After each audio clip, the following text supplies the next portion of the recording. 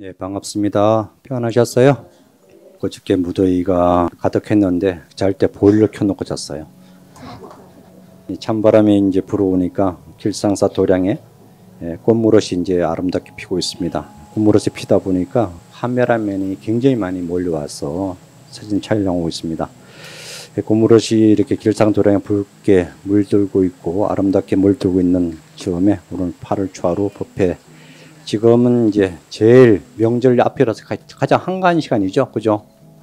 요번 달만 지나면 10월 달부터 이제 가을에 물들어서 많이들 여행도 다니고 할 겁니다. 이런 얘기가 있습니다. 어떤 결혼 앞둔 청년이 스님을 찾아와서 이렇게 물어요. 스님. 스님으로 살면은 제일 좋은 게 무엇입니까? 이렇게 물어요. 스님으로 살면 무엇이 제일 좋은 게 뭘까요? 어떻게 대답해야 되죠? 스님 웃으면 이렇게 합니다. 잔소리하는 아내가 없어서 좋고 속 썩이는 자식이 없어서 좋다, 이렇게 얘기합니다. 근데 우리는 아내는 없지만은 우리 또 이런 얘기 있습니다. 상자 하나면은 지옥이 하나라고 그래요. 우리 절에서는. 그러니까 속 썩이는 아들보다 더 힘든 게 상자예요. 무슨 말 아시겠어요? 절에서는 상자 하나면 지옥문이 하나 열린다, 이렇게 표현합니다. 그리고 이 젊은 친구가 이제 스님한테 이렇게 들었으니까 결혼한 선배한테 물어봐요. 형님, 결혼하니까 무엇이 좋습니까? 이렇게 물어요. 뭐라고 대답할 것 같아요?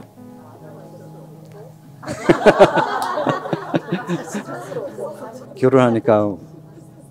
근데 이 친구는 그 선배가 결혼을 얼마나 잘했는지 늘 함께하는 예쁜 아내가 있어서 좋고 사랑스러운 아들이 있어, 아이들이 있어 좋다, 이렇게 대답합니다. 스님하고 정반대잖아요. 이거는 각자 입장이 다를 겁니다.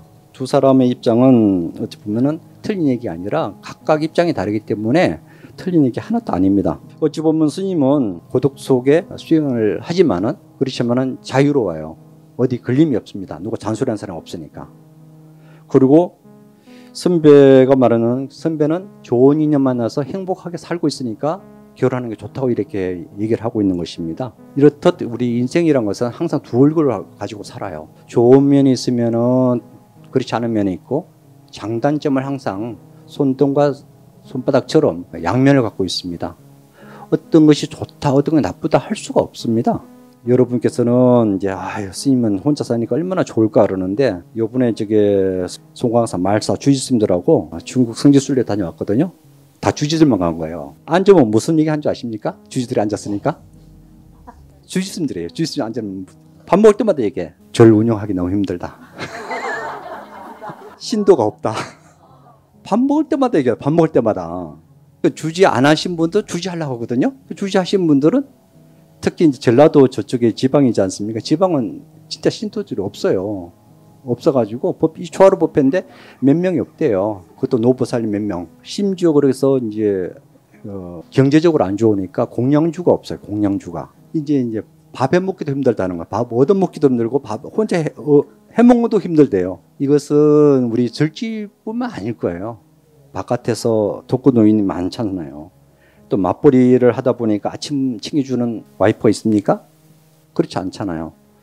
같이 있어도 밥 못 얻어 먹고, 스님들은 이제 혼자 살다 보니까 도량도 갖고 와야 되지, 공양주도 해야 되지, 모든 걸 하다 보니까 이제 벅차다고 그럽니다. 심지어 요즘 어떤 얘기가 도냐면은 주지를 안 하려고 그래요. 너무 힘드니까. 그러니까 사회적으로나 절집으로나 돌아간 게 똑같습니다. 이번에 저기 중국 갔더니 중국에도 경제가 안 좋아서 문 닫은 가게가 너무 많더라고요. 이것도 우리의 현실이 아니라 지금 글로벌이거든요.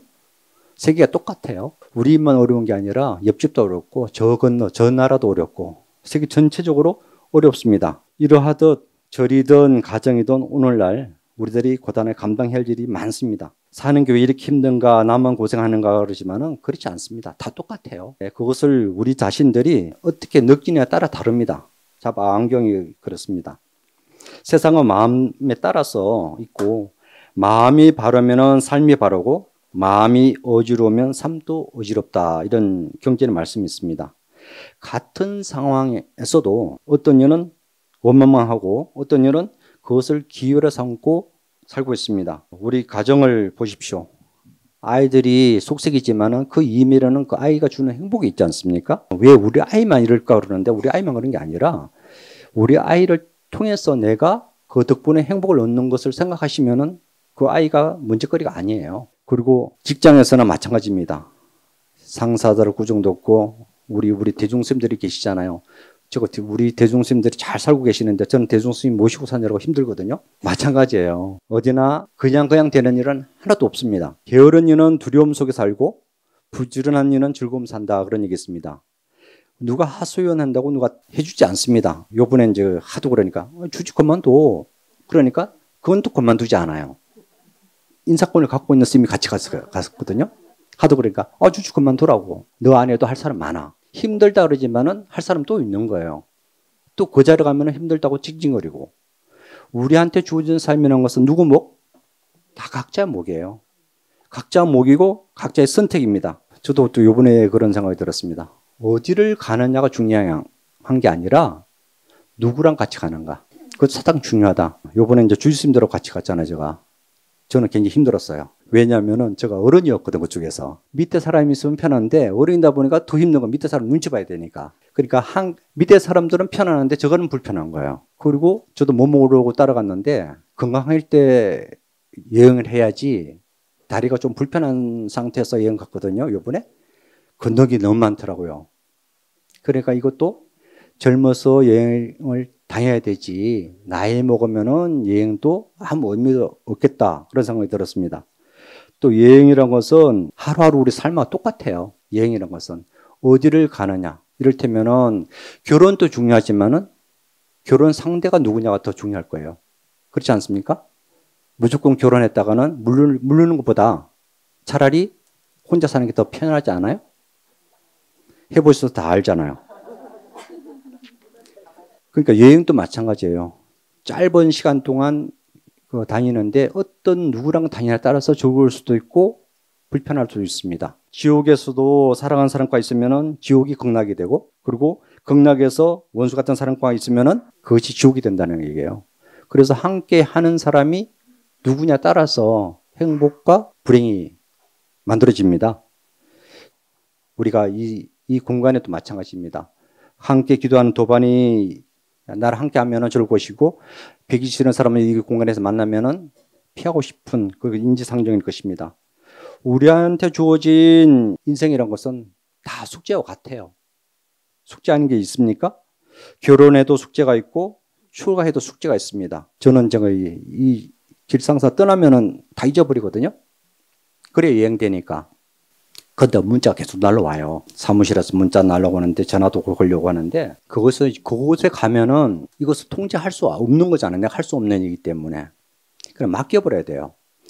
우리가 살아가면서 어떤 짐이 있다면은 어떤 문제가 있다면은 어떻게 해야 됩니까? 나한테 어떤 어려움이 닥쳤다. 그럼 여러분 어떻게 극복하십니까? 그것을 해결할 수 없는 일이라면은 어떻게 하실래요? 그것을 그냥 받아들이면 돼요. 내가 거부할 수 없는 일들이니까. 그냥 안아버려라. 품어버려라.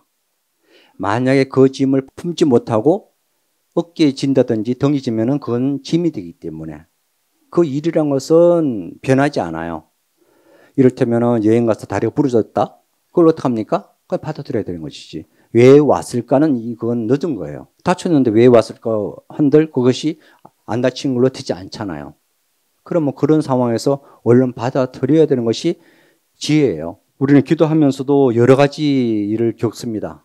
기도하는데 왜 이런 일이 생겼을까? 근데 기도했기 때문에 이 정도인 것이지 기도 안 했다면 더한 일을 당했을 것이다. 이렇게 받아들이면 그것은 어찌 보면 액땜한 거예요. 기도했는데 왜 이런 생긴 게 아니라 기도했기 때문에 이 정도로 액땜한 것입니다. 근데 우리는 상황에서 같은 상황을 두고도 그것을 어떻게 마음으로 해석하고 받아들이느냐에 따라서 그것이 아무 일이 아닐 수도 있고 더 큰 우리가 원망이 될 수 있습니다. 했는데도 왜 그럴까? 안 했으면 더 이런 일이 벌어지지 않았을 텐데 이런 생각합니다. 모든 것은 어디에 달려있다? 마음에 달려있어요. 기도함으로 해서 마음이 너그러지고 포용력이 커져야 돼요. 왜냐하면 기도함으로 더 옹졸해지는 경우가 많거든요. 그것은 내가 바라는 게 너무 많아서 그래요.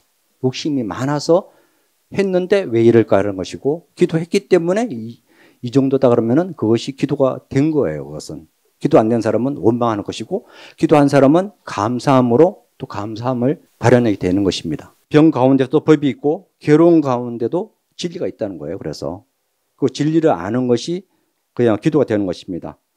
병이 수행이 되고 고난이 깨달음이 됩니다. 인생의 숙제는 원망하는 이에게는 괴로움 속에서 살지만은 그것을 책임지고 감사함 받으려는 사람은 축복 속에 우리가 살 수 있습니다. 가을은 무슨 계절? 황혼의 계절이잖아요. 황혼의 계절. 인생에 물들어가고 얼굴에 주름살이 깊어가듯이 이 시간에 절에 나오신 분들은 여유가 있는 분들이에요. 무슨 여유? 시간의 여유. 그래, 마음의 여유가 있어서 좋습니다. 마음의 여유가 있어서 이렇게 함께 하고 있습니다. 그래서 이제 마음의 여유로서 우리 기도하는 사람은 원망이 사라져야 돼요. 원망하는 마음이 없어야지만이 기도가 된 것입니다. 안경에 그런 얘기 있지 않습니까? 지난 일을 붙잡지 말고 오지 않는 일을 근심하지 말라. 오직 지금 이 순간에 어떻게 하라? 깨어 있어라. 그냥 이 순간에 만족하라는 뜻입니다. 우리는 항상 지난 과거를 우리가 너무 집착하고 있지 않는가. 괴로움이란 것은 지난 일 때문에 괴로워하고 있어요. 미래 때문에 괴로워하지 않습니다. 미래 때문에 근심이 오는 것이고 지난 과거 때문은 그 괴로움이에요. 놔버리면 괴로움은 없었어요. 근데 근심은 괜찮아요. 또 지나가니까. 오늘 이 순간 우리들의 이 초하루라는 것은 다시 시작하는 날입니다. 어제를 잊어버리고 오늘 새로 하는 거. 행복이라는 것은 어디서 온다? 다 마음에서 오는군요. 행복이라는 것은 완벽한 조건 속에서 오지 않습니다. 그냥 내가 행복함을 느끼면 행복이 만들어져요. 우리는 돈 벌면 행복할 것이다. 건강하면 행복할 것이다. 뭐든 뭐 해서 행복할 것이라는 것은 가정이지 그렇지 않습니다. 그것은 또 다른 욕구와 불만을 만들어냅니다. 지금 이 순간 많이 가진 사람이 행복하다는 게 아니라 소유욕지족이란 말이 있듯이 좋은 것에서 만족해버리면 행복해요. 그러듯이 우리는 불완전 속에서도 감사와 책임으로 지니는 그 마음으로 통화해서 행복해질 수 있습니다. 젊은 청년이 얘기했듯이 스님으로 살든 어찌 보면 남편으로 살든 아내로 살든 부모로 살든 모든 삶은 다 소중해요. 그래서 이 순간 우리들이 주어진 것에 조건을 따지지 마시고 만족하세요. 지금 바깥에 꽃무릇이 피어 있죠. 언제 가장 예쁠까요? 지금 제일 예뻐요? 피었을 때? 어느 때가 제일 예쁠까? 여러분의 아름다움 발견할 때가 제일 아름다워요. 밤에 아름답다 하는 사람 아무도 없잖아요. 깜깜하니까. 꽃이 이제 피어 있는데 밤에도 피어 있거든요. 근데 밤에 와서 아름답다고 하는 사람 아무도 없어요. 하지만은 저 꽃에 햇살이 비쳤을 때 가장 아름다워요. 내 마음에 햇살이 비쳤을 때, 그것을 느꼈을 때 가장 아름답습니다. 여러분이 가장 행복할 때가 언제? 아, 좋다 했을 때가 행복해요. 여러분 스스로가 어떤 순간이 있는데 모든 순간이 다 와요. 하지만은 그 순간에 아, 좋다 그러면 행복해요. 근데 아, 좋다 소리를 못하면은 불행한 거거든요. 그래도 좋다는 것은 뭡니까? 마음의 여유예요, 그대로. 내가 느끼면은 좋은 것이고 그것을 느끼지 못하면은 행복하지 않습니다. 여행도 마찬가지예요. 아무리 좋은데 가도 그걸 느끼지 못하면은 좋은 여행이 되지 않습니다. 그것을 내가 좋아서 갔는데 내가 불편하면은 그것도 힘든 거거든요. 그러니까 그곳에 가서 이 순간에 내가 느끼고 즐기고 해야지만 행복한 것입니다. 그래서 모든 사람이 그런 얘기 하지 않습니까? 즐겨라. 즐기면은 행복하다. 만족하라. 그러면 행복하다. 모든 조건이 갖춰져도 내가 느끼지 못하고 만족 못하면 그거는 불행한 것이니까. 8월 초하루 점점점 아름다워지는 8월달 그리고 길상사 단풍이 이제 점점점 아름다워지고 있습니다. 절에 와서 이 아름다움을 담아가십시오. 이것은 담아가는 사람의 목이에요. 피어 있을 때 느끼지 못하면은 아름다움은 저 멀리 있습니다. 그러니까 이 길상사 도량에서 행복을 느끼시고 만족하시고 기도로서 충만한 8월달이 되시기를 바랍니다. 감사합니다. 공지사항 한 가지 말씀드릴게요. 이 지금 앞에 일주문에 들어오시다 보면은 현수막이 하나 걸려 있죠. 가을 향유. 작년에 그 우리 성북동에 한 집 건너 한 집이 대사관제예요. 대사관이에요. 41개국이 살아요. 그러니까 41개국에 우리가 초청장을 보냈어요. 그날 이제 행사를 하는데 4시부터는 외교 대사 사절을 위해서 우리가 사찰 음식을 그분들한테 대접을 할 겁니다. 그리고 2시부터는 일반인들이 와서 이제 민속놀이를 하게끔 만들어 놨어요. 저녁 6시부터는 마당에서 홍부전 하거든요. 홍부전. 6시부터 떡과 음료수를 나눠드립니다. 그리고 드시고 엄마캐를 참석할 수 있는 기회가 있습니다. 그러니까 모두도 오셔가지고 같이 엄마캐를 즐겨주시기 바랍니다. 아셨죠? 네, 이상입니다.